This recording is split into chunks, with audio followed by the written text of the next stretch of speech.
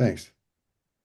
That way, in the inevitable lawsuits, we each have our own account of what's transpired here. What is truth anyway, right? We all have our subjective truths. How are you? Hi from Madison. Madison, Wisconsin. How are you, Madison? Are you going to be covering the film festival in a month? I am. I'm very excited. I would love to get there. I try to go like every other year. This would be my go year, but I have some things that are popping up that are bumming me out that might get in the way, which is too bad. Yeah, there's a lot of good stuff this year. Yeah. Yeah. It seems like you're especially busy. Is that just things kind of colliding at the same time or? Yeah, it was everything I worked on for the last like 4 years came out in this 18-month window. Yeah, And so it's been it's been a little hectic, is what it's been. yeah. But it now's after Disclosure Day comes out in June, then I'm in a very nice reloading period of new ideas and new stuff. And, you know, Does it tend to go in waves like that for you? Like where you things kind of percolate and then everything starts kind of yeah. And snapping. there's also downtimes where, like, geez, Yeah. nothing really come together for a few years. It's no movie ever went because the writer was available. They tend to go whenever it's most inconvenient for you, that's when they go. Yeah, yeah. So I watched Cold Storage last night, and the word I have to come up with is gnarly. This is your gnarliest movie, right? Thank you. That makes a lot of sense because it has a sort of a feel of a mid 80s. Uh, some people said 90s. I was like, no, you missed it. It's Return of the Living Dead. It's that era. It's not, Tremors, yeah. yeah, that Blob that came out at that time, that remake of the Blob, that sort of thing, I think. Yeah. Not a wonderful film, but definitely watchable. Right, right.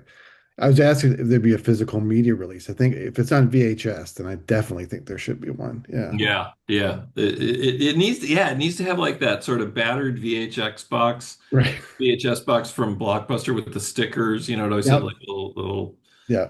blue dot Yeah. signifies who knows what, but Yeah. So do you think you would have written this screenplay if you'd gone right to screenplay versus making it your first novel? differently. Differently. I Okay. think that I really like I really like the characters in this film, primarily our two leads. Yeah. Because and I think part of the reason I like them so much is because you know a lot about them. I think they have a little more depth and soul than characters in these movies mostly, and that's because I spent a whole book with them, you know. Yeah. So like, and I think all those little details, it was nice that when actors came on, you could say, "Hey, and if you want to know anything about your character's childhood or relationship with his dad or, a high school experience, here's a book. It's Yeah. all in there." And I think that backstory and detail really helps. When you wrote the book, like you won all your battles, basically, which is not the case often when you're a screenwriter and you like have to compromise and other people are bringing in because it's a collaborative process. Was that any different for you doing it now after having written it, all yourself first? Yeah. No, books are just a writing a book is a wonderfully silent experience. You're just it's just you. Have you written one? I'm querying right now, yeah, to Ah, 80. So yeah, hardest see, and best thing I've ever done. Yeah, yeah, it's that exact. It's that, and yeah, and you can really lose yourself in it. In a way, it's a heavy. It's heavily distracting. yeah, Time really goes by. You obviously are making it up as you go. There's less of a rigid outline than there would be with a movie. And then, when becomes a movie and you're around about the third draft of the script, you say a little silent goodbye because it's not yours anymore. Now it's ours. And you welcome everybody in and say, okay, what do you think? And then the cacophony begins. yeah. Um, but boy, is it nice and quiet when you're writing a book. As an author, was this a pretty harmonious author screenwriter relationship since you played both parts, or? Yeah, I mean, and also, I didn't, this was my first book and I was just in my early 50s, so I had 30 years of screenwriting habits. Yeah. And it's very hard to just turn that off. So while I was writing the book, I wasn't changing it to be a movie. I was letting it be a book. Lots of unfilmable stuff in there. But I had in the back of my mind, well, when I do the script, I'll cut this and combine that, and then she can say Oh, that. you And did. Okay. you can't help it. It's back. You try to shut it up, but it's back there. Yeah. So were you kind of hoping it would become a movie someday? We're Sure. like, oh, this would be so cool to see on screen, this thing in my head right now or on the page. Yeah. You bet. Yeah. I love movies. Yes, definitely. Yeah. Did obviously the movie is very funny. Did it, humor on the page works differently than humor in the screen. Was that one thing you had to change in the process? Yeah, because you can be a smart ass. I let the author voice get a little heavy in the book, Uh-huh. because I was having fun and I Yeah. hoped others would too. Um, and in a way that I didn't in the second book. But you can't have that in a movie. There's no wise ass commentator. It's either going to come out of their mouths or be a funny situation, or it's not funny. So that was probably the biggest change. Is there was a certain tone in the book that was the author that went away, and that's just the way it is. And that had to be kind of infused among the characters who are all great. And like you said, you really get a sense that they had lives before they had the poor fortune to stumble into this Yeah. self-storage facility. Yeah. Mhm. Yeah. Um, what were you as a producer, were you involved in like casting and all those kinds of things? Or yeah, yeah. I was there every step of the way on this. Okay. Um, and Yeah. I don't love producing Really? because I like writing and all the things that are nice about writing. Uh, Primarily, quiet and being inside your own head. Yeah. Those are the opposite of what a producer does. A producer is very noisy and is constantly talking to people and constantly has people coming to them and has problems between people that they have to solve. It's really a hard job. Yeah. It was not a natural fit. Yeah. I'm told I have two questions left. So the first one would be, can you disclose anything about Disclosure Day, or have you signed a DNDA about what's to come? I didn't see an NDA, but I didn't sign an NDA, but I know how the world works.